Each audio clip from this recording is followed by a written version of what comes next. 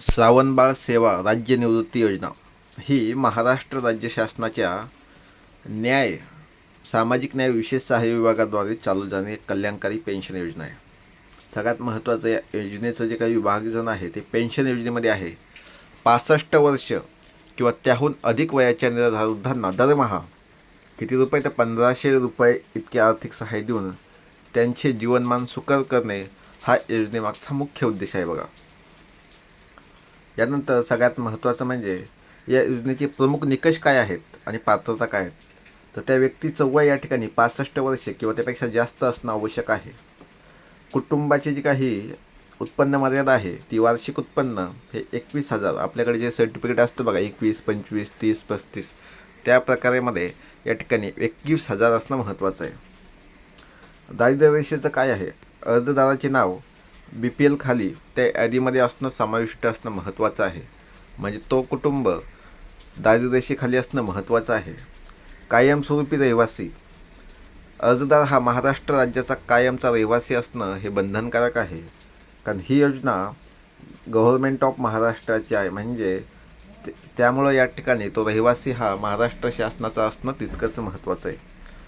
या योजनेसाठी महत्त्वाची डॉक्युमेंट काय लागतात ते आपण या ठिकाणी बघणार आहोत. पहिलं डॉक्युमेंट आहे आधार कार्ड, सेकंड आहे रेशन कार्ड, त्यानंतर आहे वयाचा दाखला, कारण वय हे 65 वर्ष आपण या ठिकाणी बघितलं आहे असणं महत्त्वाचं आहे. त्या ठिकाणी तहसीलदारांनी दिलेला उत्पन्नाचा दाखला महत्त्वाचा आहे बघा, कोणी तहसीलदारांनी.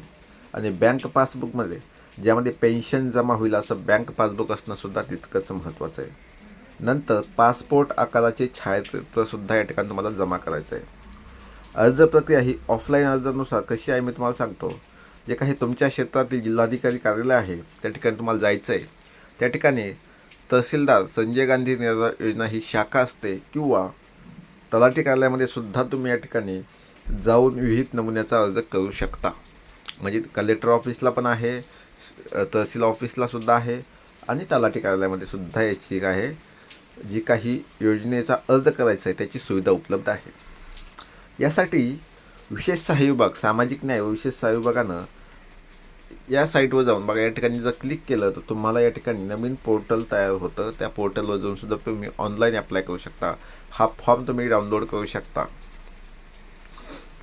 तुम्हाला अर्ज प्रक्रिया व आवश्यक कागदपत्र जाणून घ्यायचं असेल तर त्या ठिकाणी तुम्ही जाऊन तहसीलदारांना सगळ्या गोष्टी विचारू शकता. त्या ठिकाणी जे काही लिपिक आहेत, जे कर्मचारी आहेत ते तुम्हाला संपूर्ण माहिती देतील आणि त्या हिशोबानं तुम्ही प्रोसेस करू शकता. आणि जे वृद्ध आहेत, जे व्हिडिओ बघतायत, त्यांनी नक्कीच आपल्या कुटुंबातील वृद्धांसाठी हे महत्त्वाची योजना आहे, त्याचा लाभ घ्या.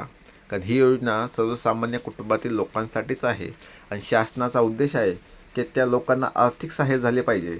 कारण 21,000 वार्षिक उत्पन्न म्हणजे त्यांचं कितीही काय म्हणलं तर BPL म्हणजे दारिद्र्य रेषेखालीच ते असतात आणि त्यामुळे ती रेषा क्रॉस झाली पाहिजे. त्यांना त्यांची आर्थिक सुविधा उपलब्ध झाली पाहिजे.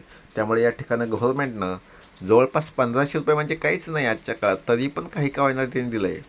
तर नक्कीच या योजनेचा लाभ घ्या. आपल्या कुटुंबातील कोणताही यंग मुलगा बघत असेल, तरुण मुलगा बघत असेल, त्या सगळ्या मित्रांना माझी विनंती आहे की आपल्या कुटुंबातील किंवा शेजारी पाजारी ज्यांना कोणी सांभाळत नसेल त्यांच्यासाठी ही योजना आपण स्वतःहून तयार करून द्या. त्या ठिकाणी जा त्यांना घेऊन आणि हा फॉर्म भरून द्या. नक्कीच आपला आशीर्वाद भेटतील. जय हिंद, जय महाराष्ट्र.